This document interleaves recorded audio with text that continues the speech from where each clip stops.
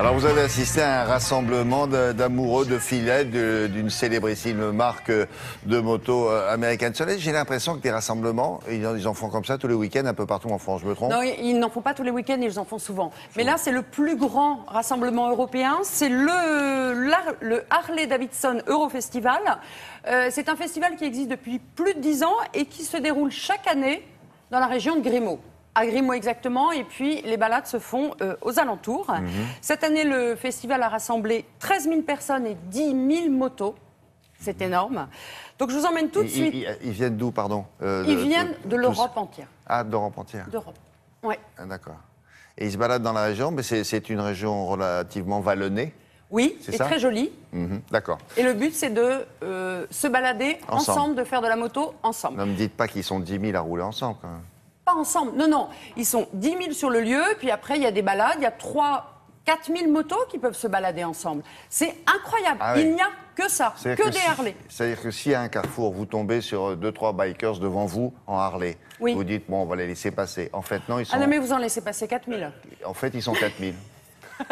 Ah, d'accord. Très bien, on va regarder ça. Alors déjà, il y a beaucoup d'embouteillages dans la région. Alors avec les motos, inutile de vous dire que ça roule très mal. Donc je vous emmène tout de suite à moto découvrir ce festival européen.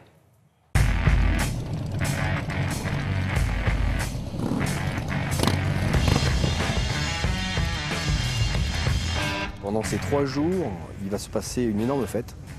En fait, on va y retrouver bien sûr tous les codes de la marque. Et ensuite, on va y retrouver aussi toute la fête qu'on peut avoir. Harley-Davidson, c'est synonyme aussi de rock'n'roll. Donc on va retrouver plusieurs scènes et bien sûr avec des soirées très festives.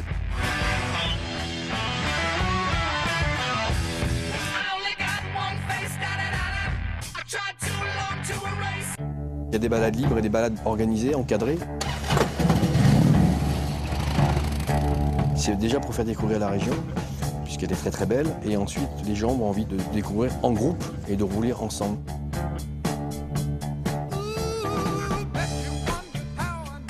C'est vrai que c'est une certaine fierté pour tous les gens qui participent à la parade. La parade est un spectacle, aussi bien pour ceux qui vont participer à cette parade, autant pour ceux qui vont la voir. Parce que c'est vrai que pouvoir passer 2000, 3000 ou voire 4000 motos, c'est toujours très impressionnant.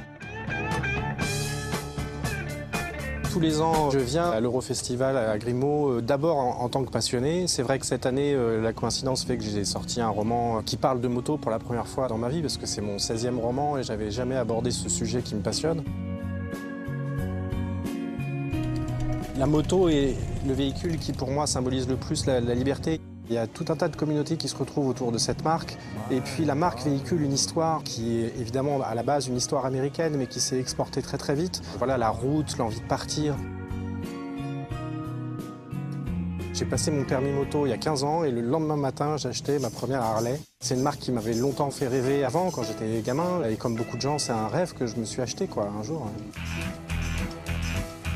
Chaque moto est particulière. Chaque moto représente un petit peu son image. Et c'est là aussi où il y a une différence nette avec cette marque. La moto est personnalisable à souhait.